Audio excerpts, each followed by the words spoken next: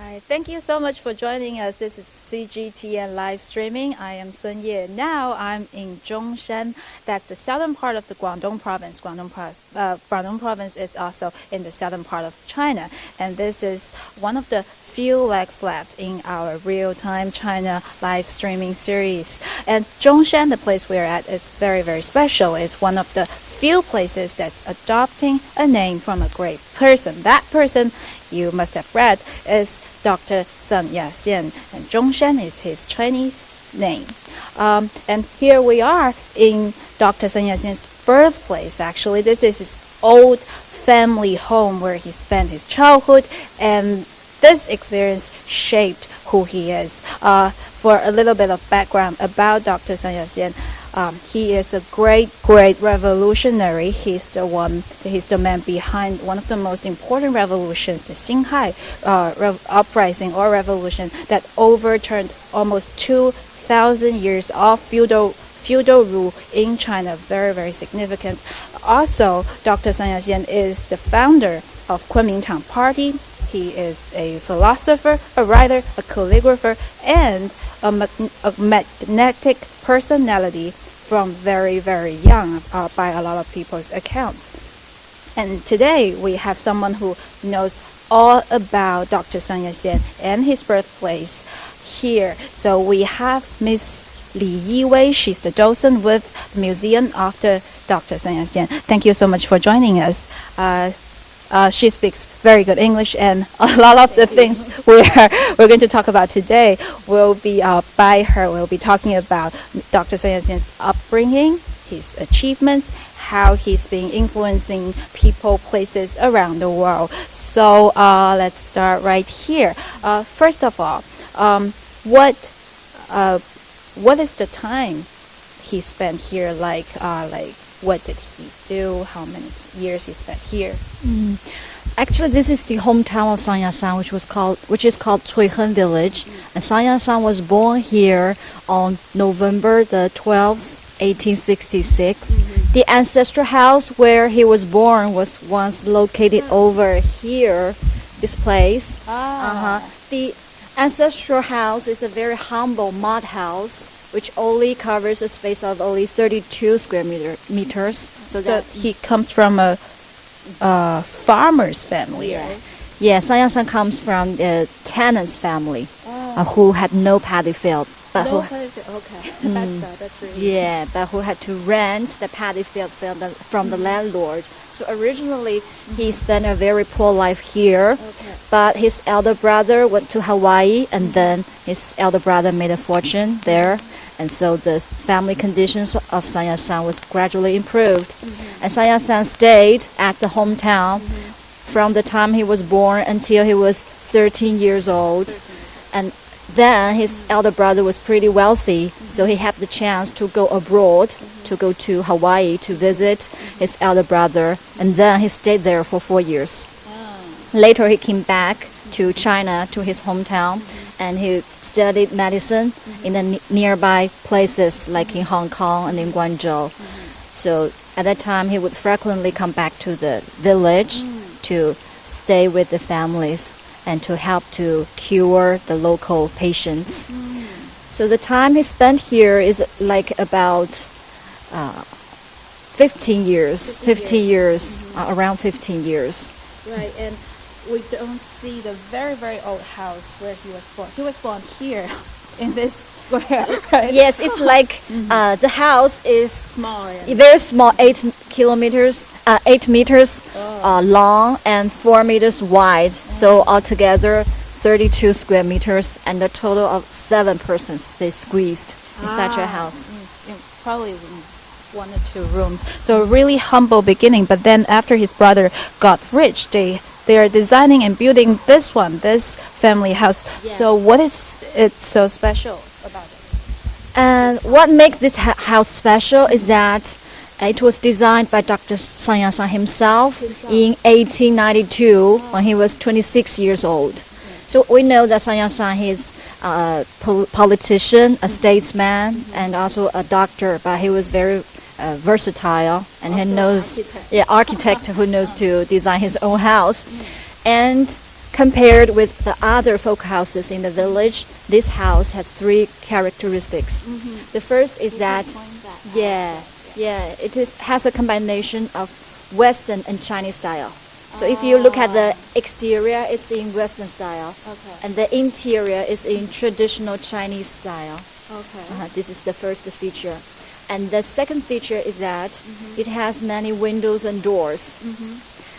Because the local villagers, they believe in feng shui. So normally the normal folk houses, they only have very few windows and doors. But Sun Yatsen, he didn't. Good feng shui. Yeah, good feng shui. You have to, if you want good feng shui, you have to have few windows and doors.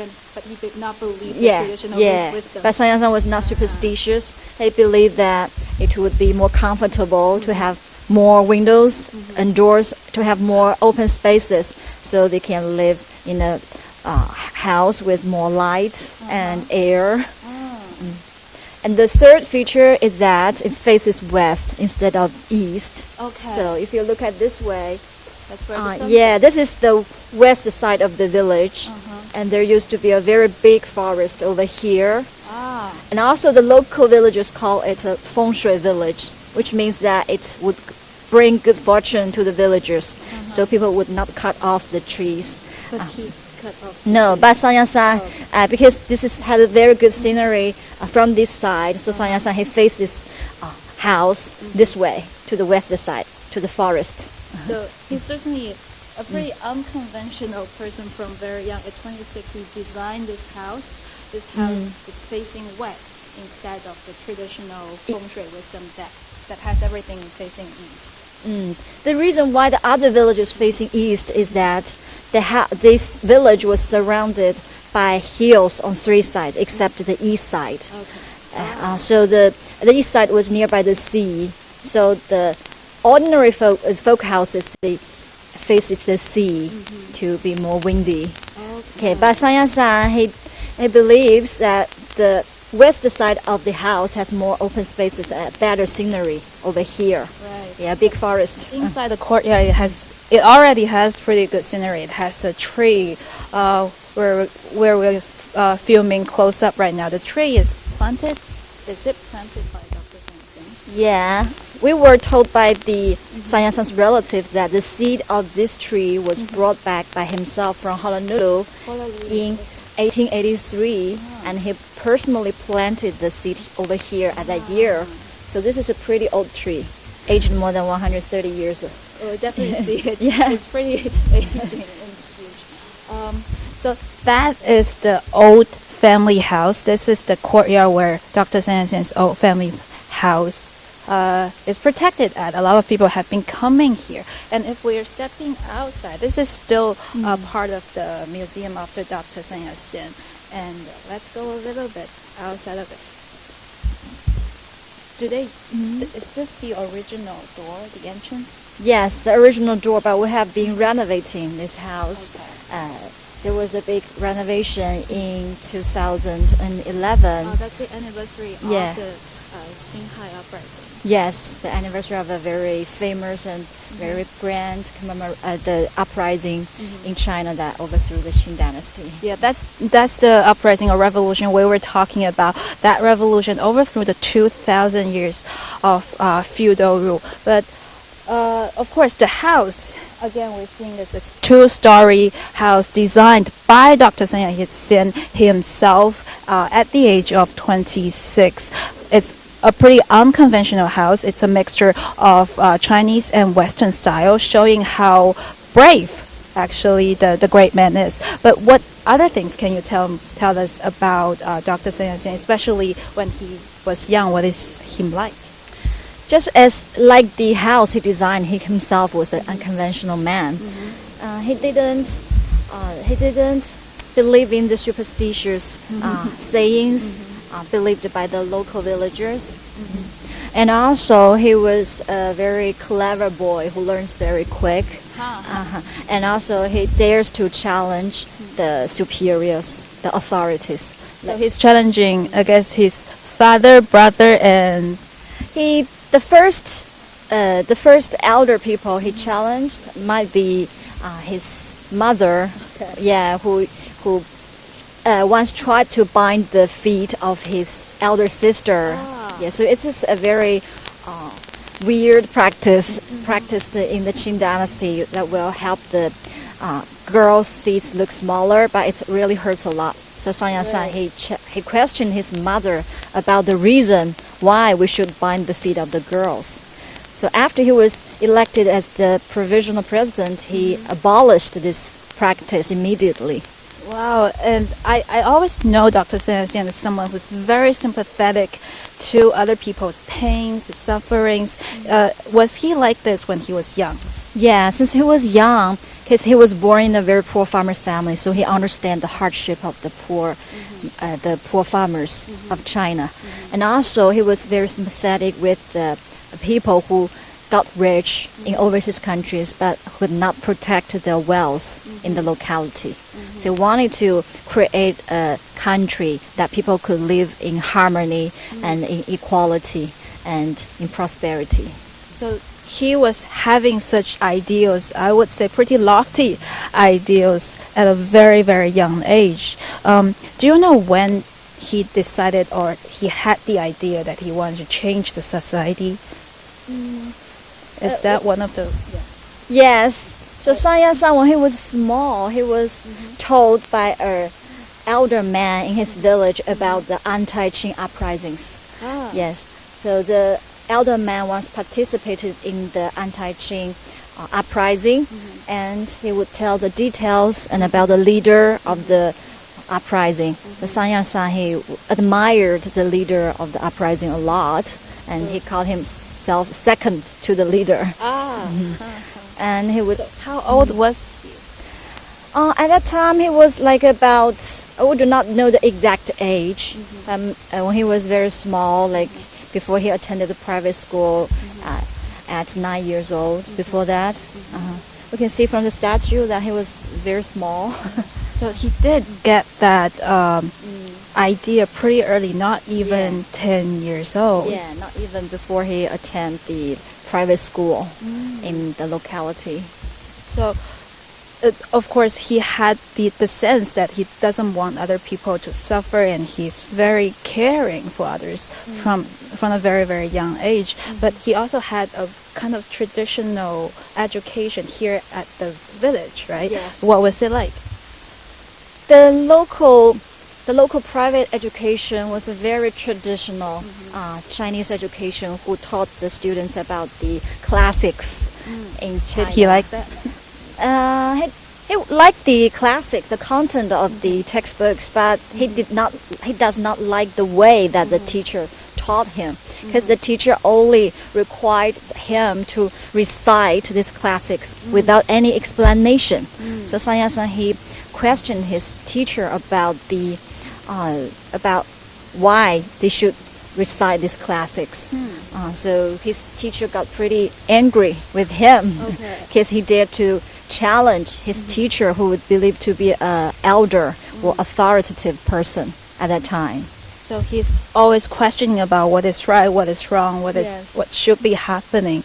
And then to what I know, Dr. Sun Yatsen, his whole life he remained that person, as you were talking about, the same kind of person who cared about how other people are faring, are their lives getting better, and always had the ideal so that everything gets better. So we are seeing this one. This is pretty important because of the inscriptions on that. Can you tell us a little bit about what is on the... So the inscriptions on this tripod is curved according to Sun Yatsen's last will about the country. So he left 3 wills. One is for his families, one is for the whole nation, and one is for the Soviet Union, Soviet Russia. So this is about Sun Yatsen. He's recalling his lifetime experience of starting more than about 40 years revolution to save this country. And he failed a lot of times, and before he died, he still have a lot of wishes to realize and dreams to come true about to safeguarding his republic, and also to promote his 3 people's principles. 3 people's principles. So he called for the people, that the comrades, to inherit his will, to carry forward his spirit, and to build this country as he dreams.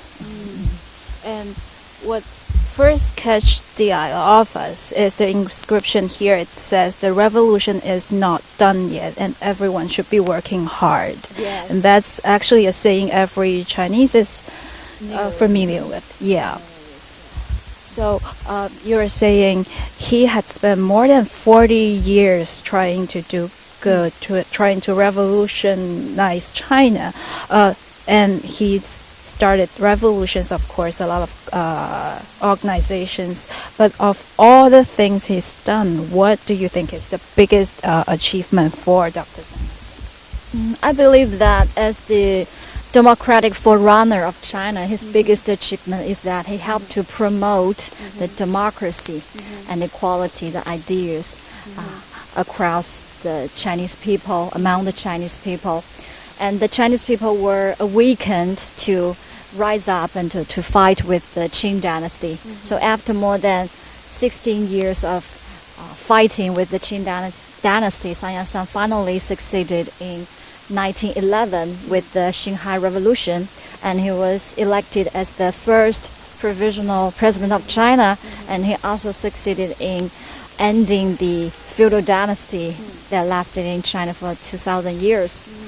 So that is a milestone in modern Chinese history. Yeah, of course. And you're saying if we count, he had failed almost 10 times until he finally succeeded in it. So has this unbending spirits. It's pretty rare these days. Yeah, so it was very persistent in spite of the failures. And the afternoon we're here, we're seeing a lot of people coming to visit him. This museum of the Dr. Sun Yatsen, not only from mainland China, but also from overseas. A lot of people have been coming. So how is he remembered, like globally? What do you know about that? For globally, the overseas places where he has been very active in promoting ideas and starting revolutionary organizations, the local overseas Chinese people, they would set up the memorial park, or they would build the statue of Sun Yatsen in the foreign places, and to send flower baskets to him in his birthday or the day he passed away.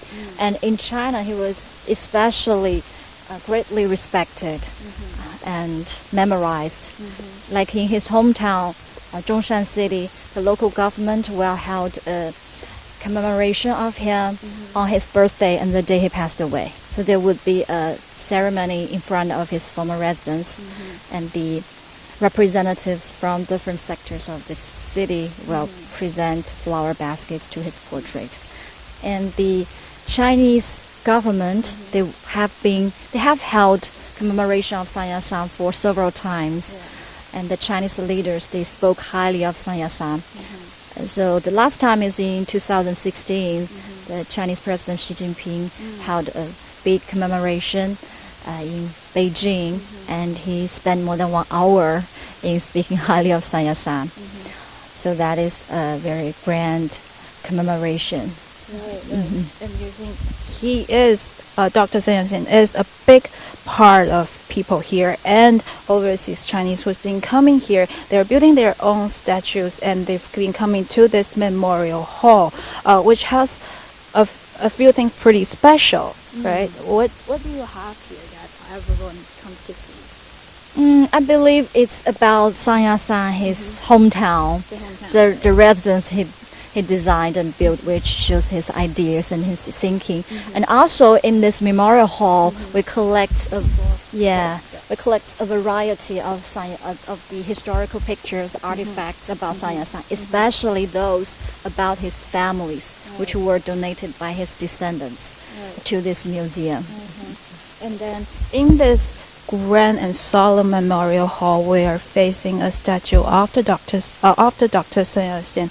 And what is this kind of a picture taken? What's this scene taken from? So this scene is about the last time Sun Yatsen went back to his hometown in 1912 after he resigned from his presidency. As we know, Sun Yatsen was very active in starting uprisings against Qing Dynasty.